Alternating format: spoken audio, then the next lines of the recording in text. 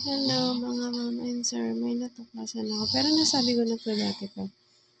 Yung demonitang babae na 'to na sinasabi niya na pinagkaso niya daw ako tapos ako daw dapat yung masaktan at manalo. Sira ulo. Ang gusto niya palang gawin sa'kin, inegosyo. Ipapakangga ay hindi pala. Ay sorry for the word. Papachukchak, ganun. Ipapahalay sa kung kanino man i-offer ganyan. Kasi di ko alam, pinagbabayad niya ganyan pag nabuntis.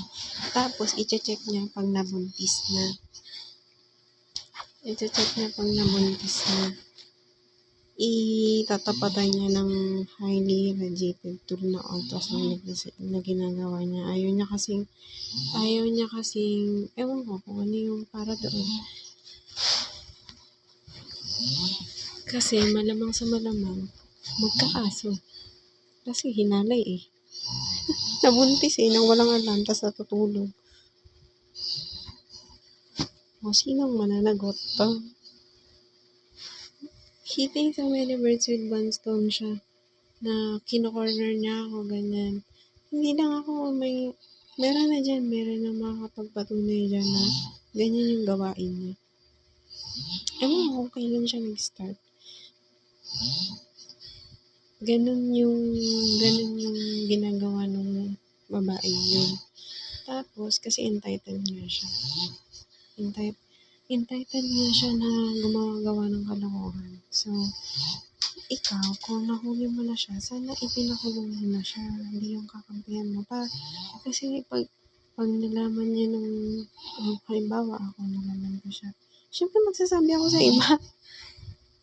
Magsasabi ako sa mga kakilala ko, sa mga katrabaho ko, sa kung kani-kanino, para malaman ko kung ano yung gagawin niya, ganyan.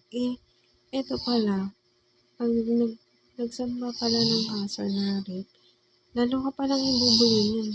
Lalo ka palang, hindi naman ako nagsamba ng kaso kasi pinapa-investigahan niya. So, siya, proactive siya na nakabantay siya sa akin. Nakamonitor siya sa akin. So, ang siste, hindi ako makakilos, tsaka hindi ako makakapagkaso. Anyway, pero sinasabi ko yun sa mga pwedeng gumawa ng sa kanya. Kasi pinapatay niya na ako eh. Ayun, kadiri.